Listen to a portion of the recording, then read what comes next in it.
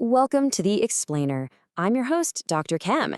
Today, we're taking a completely cinematic dive into the microscopic and honestly mind-blowing world of measuring invisible chemical currents.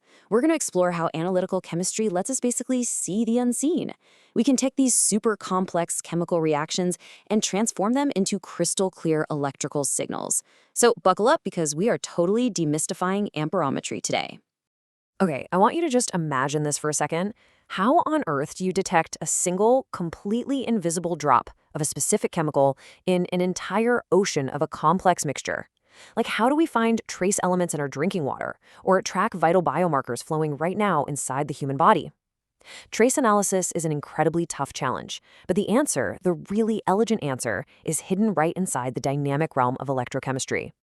All right, here is our roadmap for today's explainer. First up, the basics of amperometry. Then we'll see how amperometric titration actually works in the lab, and move on to decoding those titration curves. After that, we'll look at measuring dissolved oxygen, and finally, we'll wrap the whole thing up with biosensors and biotechnology. Let's dive in. Number 1, the basics of amperometry and understanding the flow of electrons. Now, what we're really talking about here is non-equilibrium electrochemistry. To make sense of this, let's quickly compare our focus today, amperometry, with another super famous technique, potentiometry. In potentiometry, you measure voltage, but you keep the electrical current essentially at zero. Amperometry, though, it completely flips the script. We apply a strictly fixed, constant voltage to literally force a chemical reaction to happen. Then, we sit back and measure the tiny changes in the electric current that flows because of it. So by formal definition, amperometry is an electroanalytical method where the exact thing we're measuring is the electric current flowing through a solution at a constant applied potential. And because this whole technique relies entirely on electrons being actively transferred back and forth, it is unbelievably sensitive. That makes it absolutely perfect for finding oxidizable or reducible substances. Things like metal ions, halides, and all sorts of organic compounds. To make this abstract idea a little more intuitive, I like to think of it as the chemical head count. In amperometry, the current we measure is strictly proportional to the concentration of our electroactive stuff.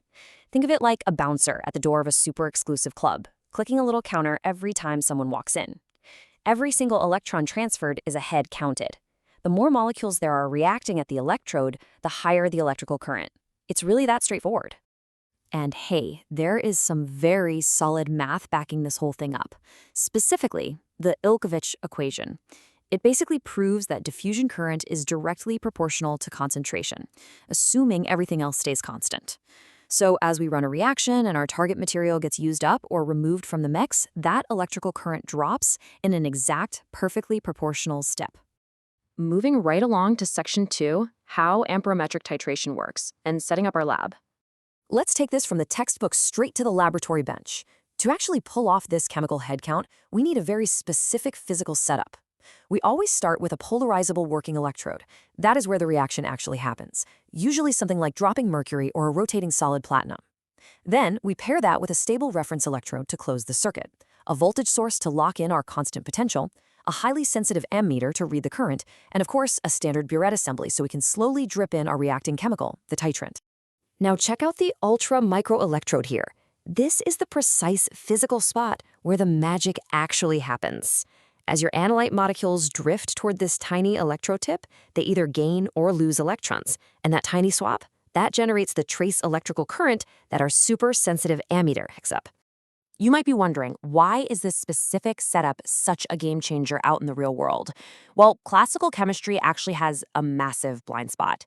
If you're doing a normal visual titration, waiting for a little drop of dye to change color, you are completely out of luck if your sample is murky or muddy or deeply colored. Visual indicators just fail. But in electrical current, it never lies. Amperometry powers right through complex, turbid mixtures flawlessly. All right, section 3. Decoding the titration curves and graphing the chemical climax. So we've got our setup, we're slowly dropping in our titrant, and we are measuring that current. This brings us to the actual climax of the whole analysis, finding the equivalence point. That's the exact moment the chemical reaction completely finishes. When we graph the current against the volume of titrant we've added, the shape of the resulting curve depends entirely on what parts of the mix are electroactive. Basically, we have three main scenarios here. 1, only the analyte is reducible. 2, only the titrant is reducible. Or 3, both of them are reducible. And these three scenarios give us three totally distinct curve shapes. Looking at the L shape on the left, that means our analyte is reducible. As we add titrant, the analyte gets used up and the current drops straight down to 0. In the middle, that reverse L shape means only the titrant is reducible. The current stays basically at 0 until we add too much titrant, and then boom, it shoots right up. Finally, the V shape on the right means both species are reacting. The current drops as the first one is consumed, hits 0, and immediately spikes back up as the second one is added in excess. And honestly, this brilliantly illustrates one of the absolute greatest advantages of amperometric titration. In traditional methods, getting data right at that exact equivalence point can be super unstable and frustrating. But with this, we don't even need readings right at the finish line. We just take a few stable readings before the end, a few stable ones after, draw two straight lines, and simply see where they cross. That intersection, that is your precise equivalence point. Moving to section 4, measuring dissolved oxygen, taking this from the lab into the environment. Let's zoom out a bit to see how this impacts the broader world around us. One of the single most important industrial applications for this tech is measuring dissolved oxygen. Way back in 1953, Leland Clark figured out how to measure oxygen in blood using these principles. Fast forward to today, and that classic Clark-type electrode has evolved into these incredibly rugged industrial probes. They're absolutely vital for monitoring massive bioreactors, commercial breweries, and wastewater treatment plants. They basically make sure the living conditions are perfectly optimized for whatever biological process is running. Now, to be fair, amperometry isn't the only game in town for measuring oxygen today. Let's briefly compare our traditional electrochemical sensors with newer optical tech. Amperometry actually measures the physical current of reduced oxygen, which means the sample has to be flowing constantly to feed the sensor. Optical sensors, on the other hand, use something called fluorescence quenching, calculated via the Stern-Volmer equation, and they work perfectly fine in still, static water. The optical ones do require slightly less routine maintenance, usually just an annual cap swap, but the amperometric sensors boast literally decades of proven, bulletproof reliability in heavy industry. 10 to 30, I really want to emphasize this number for a second. That is the incredibly fast response time, in seconds, for modern optical dissolved oxygen sensors.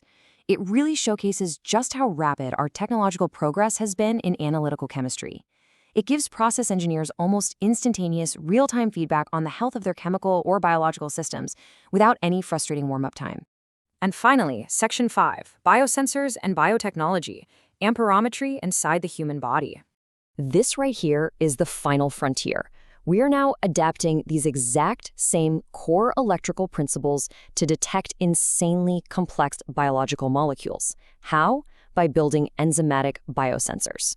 First, you take a biological enzyme that is highly specific to one target, like glucose or lactate. When that enzyme reacts with its target in the tissue, a transducer steps in and converts that chemical reaction into a physical signal. And that generates an amperometric output current that perfectly matches the concentration of whatever biological marker we're looking for. So why is this such a monumental leap forward for us? Because it allows for the continuous, real-time analysis of highly complex biological media. Think about what that means. Whether it is tracking a patient's blood glucose around the clock without having to draw blood every single hour, or perfectly balancing the delicate nutrients in a giant pharmaceutical cell culture, these tiny sensors give us an uninterrupted electrical window into life-sustaining processes, all without ever stopping them. We've covered a lot of ground today, from the foundational mouth of the Elkovich equation, through those super clean L-shaped titration curves, all the way to continuous biological monitoring right inside the human body. Electrochemistry has literally given us the tools to see the invisible. But as these biosensors keep getting smaller, smarter, and even more specific, what invisible currents do you think we will measure next? Thank you so much for joining me, Dr. Chem, for this explainer. Keep questioning, keep exploring, and I'll catch you next time.